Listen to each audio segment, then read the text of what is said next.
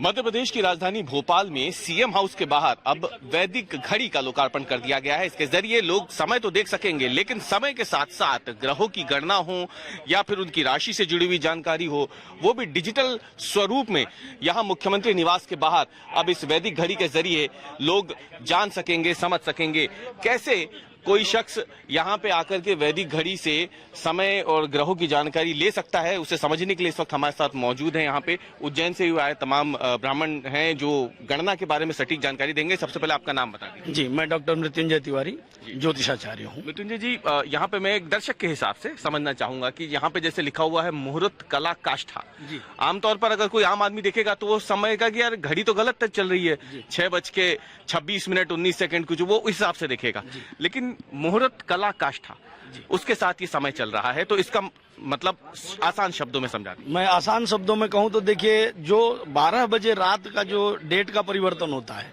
Actual में दिन का परिवर्तन रात के 12 बजे खगोलीय घटना कुछ इस प्रकार की होती नहीं है।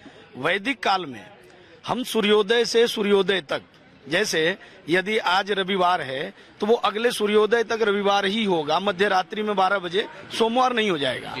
अब यहाँ पर आप जो देख रहे हैं उन्हीं 24 घंटों को 30 भाग में डिवाइड किया गया है। एक 48 मिनट का मुहूर्त होता है, तो ऐसे कुल 30 मुहूर्त होते हैं 48 मिनट के।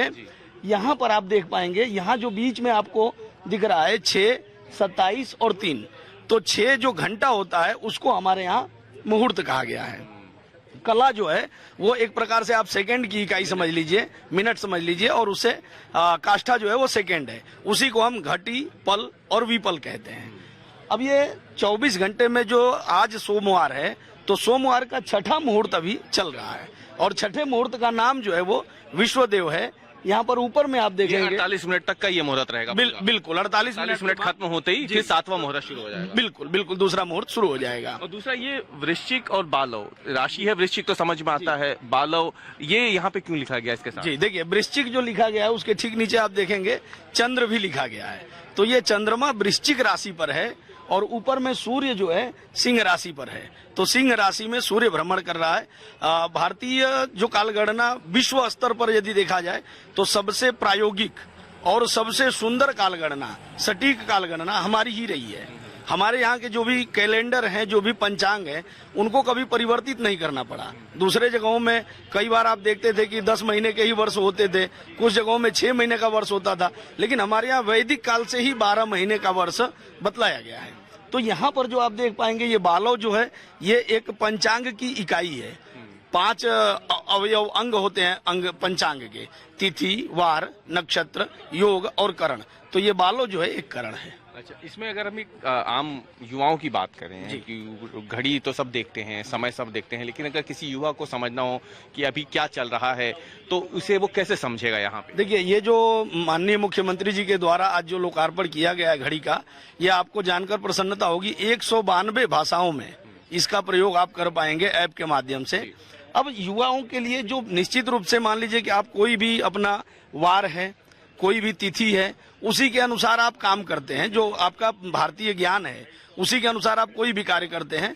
तारीख एक व्यवस्था है आपके लिए। तिथि इसमें लिखी हुई है नवमी, जी है ना, और भाद्र पक्ष चल रहा है। अभी भाद्र का महीना चल ही रहा है, सावन के बाद भाद्र पक्ष शुरू हुआ और नवमी चल रही है। ये तिथि हो गई, ये नवमी तिथि। मिला के दिखाया जाए तो समय जो आपने देखा होगा उसे वैदिक समय अनुसार अगर आपको देखना हो, समझना हो, तो आपको इस वैदिक घड़ी को देखना होगा। ऐप के जरिए भी हो सकता है। घर पे कैलेंडर आपने देखे होंगे, हिंदू नववर्ष के लिए जो नव संवत्सर होता है, विक्रम संवत जिसे हम कहते हैं, घरों में वो कैलेंडर रहते हैं।